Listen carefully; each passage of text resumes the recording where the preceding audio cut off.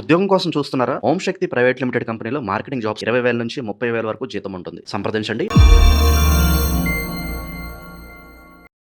అందరికీ నమస్కారం. నేను శిరీష. ప్రస్తుతం మనతో పాటు ఉన్నారు ప్రముఖ ఆధ్యాత్మికవేత్త ఉషా వేమూరి గారు. అమ్మతో మాట్లాడదాం.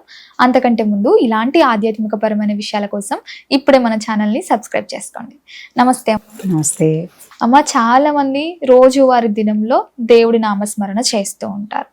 కలియుగ దైవం వెంకటేశ్వర స్వామి. చాలా వెంకటేశ్వర స్వామి భక్తులు చాలా మంది ఉంటారు. అందులో నేను కూడా ఒకదాన్ని.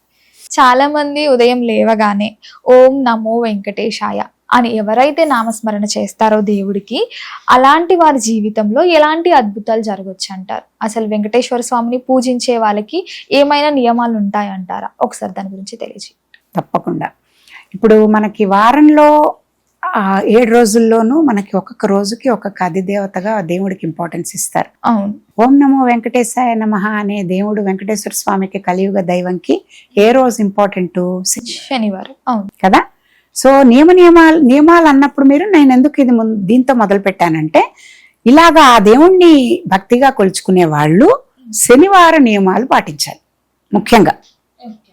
ఎందుకంటే ఆ రోజు మనం ఆయనకి, వెంకటేశ్వర స్వామికి ఇష్టమైన ప్రీతికరమైన రోజు శనివారం కాబట్టి ఆ రోజు మనం పూజిస్తున్నాం. రెండోది, ఇప్పుడు అసలు ఓం నమో వెంకటేశాయ నమః అని అంటే వాళ్ళందరికీ మేలు జరుగుతుంది అనే నమ్మకం ముందు ఎవరికైతే ఉందో, ఆ నమ్మకం వాళ్ళకి నువ్వు ఏ మంత్రం చదివినా అది నీకు సిద్ధిస్తుంది.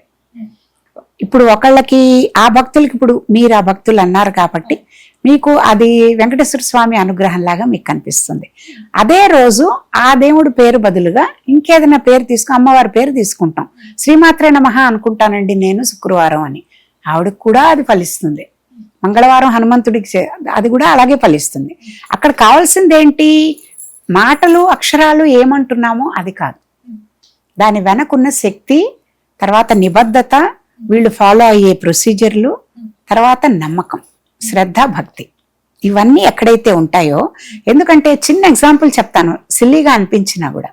ఇప్పుడు మనం రోజు పొద్దున పని చేసుకుంటూ పూజకి ముందర పని చేసుకుంటూ ఇంత లోపల ఖాళీగా ఉండడం ఎందుకని చెప్పేసి టేప్ రికార్డర్, ఇప్పుడు ఫోనో నొక్కి ఓ లలితా సహస్రనామో, వెంకటేశ్వర స్వామి అష్టోత్తరమో ఏదో ఒకటి పెట్టుకుంటాం. శనివారం అయితే మనం వెంకటేశ్వర స్వామి, మన ఇష్టం ఏది కావాలంటే. మరి టేప్ రికార్డర్కి మోక్షం వచ్చిందా? కొన్ని కోట్ల సార్లు జపించి ఉంటుందిగా. అవును. మరి ఆలోచించారా ఎప్పుడైనా? లాజిక్ కదా.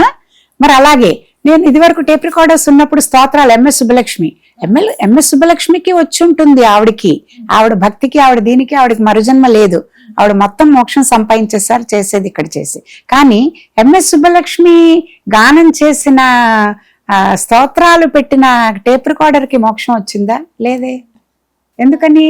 అది మనసుతో చేయటల్లా, మెషిన్ కాబట్టి రిపీటెడ్ గా, మెకానికల్ గా చేస్తుంది. మనుషులు కూడా రిచువలిస్టిక్ గా ఏం చేసినా ఫలితం రాదు, స్పిరిచువల్ గా చేయాలి. అదే నామకే వస్ చేస్తున్నాం అంటే చేయకూడదు. నోరు ఇలా అంటూ ఉంటుంది, పైన కళ్ళతో మనం ఏదో చూస్తూ దాని మీద మనసు పెట్టి చేత్తో సౌన్యాలు చేస్తూ, ఇట్లాంటివి కాదు భక్తి అంటే. భక్తి అంటే భగవంతుడికి నీకు డైరెక్ట్ కనెక్ట్. ఆ భక్తి ఎలా ఉండాలి? 5 నిమిషాలు అవ్వచ్చు, 2 నిమిషాలు అవ్వచ్చు, 1 నిమిషం అవ్వచ్చు. నీతో పాటు ఆ పూజ గదిలో ఎవరు ఉండకూడదు. పూజ గదిలో నువ్వు చేస్తున్నట్టయితే, లేకపోతే ఎక్కడైనా నువ్వు చేస్తుంటే నీలో నువ్వు ఉండాలి. నువ్వు తలుచుకున్నప్పుడు డైరెక్ట్ గా కనెక్ట్ అవ్వగలగాలి భగవంతుడితో. అంత నీకు కాన్సన్ట్రేషన్, అంత శ్రద్ధ, భక్తి, విశ్వాసం, వీటన్నిటితో గనక నువ్వు ఆ నామం చేసుకుంటే ఒక్కసారి చాలు. 100 నామాలు అక్కర్లేదు, ఒక్క నామం.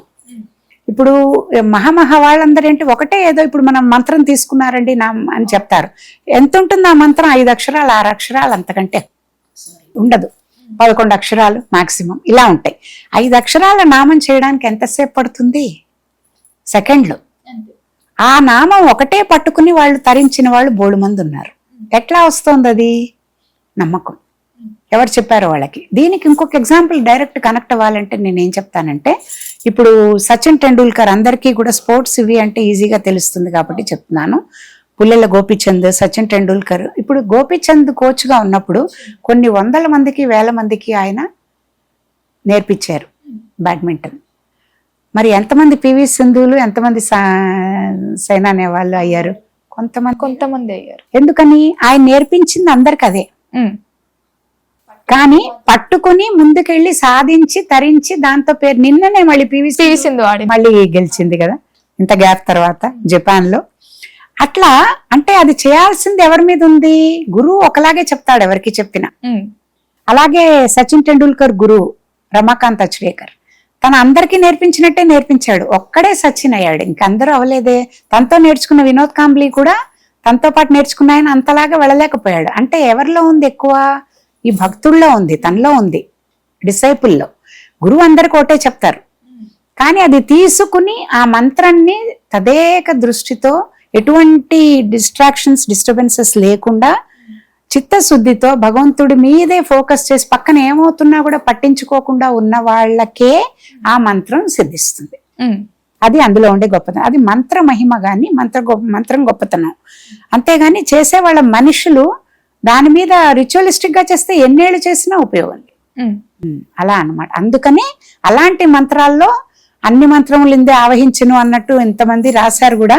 వెంకటేశ్వర స్వామి ఈ కలియుగ ప్రత్యక్ష దైవం కాబట్టి ఆయనని నమ్ముకునే భక్తులకి ఓం నమో వెంకటేశాయ నమః అంటే 108 సార్లు. నా ఉద్దేశం ఏంటంటే ఏ మంత్రం అయినా ఎలా చేయాలని మీరు అడిగారు కాబట్టి చెప్పు. ఒక 108 అనే నెంబర్ కి చాలా సిగ్నిఫికెన్స్. అవును, ఎందుకమ్మా అలా? ఎందుకంటే 108 దీనికి చాలా ఎక్స్ప్లెనేషన్ ఇచ్చుకోవాలి. 1 దేవుడు, 0 మనము, 8 ఏమో పరిపూర్ణ శక్తి, పరిపూర్ణత్వంకి 8. అమ్మవారిని కూడా అష్టమి దళ విభ్రాజ దళితస్థల శోభిత నామం ఉంటుంది. అష్టమి నాడు చంద్రుడు ఎలా ఉంటుంది? హాఫ్ కరెక్ట్ గా, అంటే 7 మధ్యలో, 15 days కి మధ్యలో అలాగా ఉంటుంది. అంటే ఇటు అటు ద్వంద్వాలకి అతీతంగా ఉండేది, కష్టాలకి నష్టాలకి ఒకటేలాగా ఉండేవాళ్ళు, ప్రైజ్ కి తర్వాత దీనికి ఇన్సల్ట్ కి ఒకటేలా తీసుకోగలిగిన వాళ్ళు. వీటన్నిటిని సిగ్నిఫై చేసే పరిపూర్ణమైన నెంబర్ 8. 108 గాడ్, హ్యూమన్ బీయింగ్, ఈ పరిపూర్ణత్వం కలిపితే డివినిటీ అంతుంది దానికి. కాబట్టి ఈ 108 అనేది కూడా మనం ఏం చేయాలి? ఏ మంత్రం చేసుకున్నా ప్రతిరోజు కనీసం 108 చేసుకోవాలి. శనివారం ప్రతిరోజు అనుకోండి, ఎప్పుడైనా మీ ఇష్టం. 108 ఒక మాల. ఇప్పుడు మామూలు జపమాల తిప్పేటప్పుడు కూడా 108 చేసుకుంటారు కదా. ఏ మంత్రం చేసినా ఒకటే రోజు, ఒకటే టైంకి, ఒకటేలాగా శుచి శుభ్రంగా స్నానం చేసుకుని దేవుడి దగ్గర కూర్చుని 108 times కనుక ప్రతిరోజు చేయగలిగితే కొన్ని రోజులు వేసరికి వాళ్ళకే తెలుస్తుంది ఫలితం ఏంటి అంటే, లోపల హృదయం లోపల కల్మషాలన్నీ పోవడము, అందరి మీద జాలి కరుణ ఇవన్నీ పెరగడము, తోటి వాళ్ళు కూడా భగవంతుడి సృష్టి, లేకపోతే ఏ జీవికి మనం కష్టం తలపెట్టకూడదు. ఎందుకంటే ఇది నేను సృష్టించలేదు, భగవంతుడు ఇచ్చిన దాన్ని నేను నా వరకు నేను చేసుకుని వెళ్ళాలి తప్ప దేన్ని హింస పెట్టేది నాకు లేదు రైట్ అని గనక ప్రతి దాంట్లో చీమలో బ్రహ్మలో అందరిలో దేవుణ్ణి చూడగలగడం దీని కాన్సిక్వెన్స్. అంతవరకు ఆ జపం అలా చేస్తూనే ఉండాలి. అమ్మ, మొత్తం మీద మాకు తెలియని ఎన్నో మంచి విషయాలు తెలియజేసినందుకు దాన్ని ఊరికే టచ్ చేసాం మనం. ఎందుకంటే ఒక్కొక్కటి తీసుకుంటే ఒక్కొక్క రోజు మాట్లాడుకునే టాపిక్స్ కాబట్టి 108 ఎందుకు అంటే ఒక నెంబర్ చెప్పాలి కదా, దీనికి ఎందుకు అనే దానికి ఒకటే మనం అలా టచ్ చేసాం అనమాట. అందుకోసం ధన్యవాదాలు.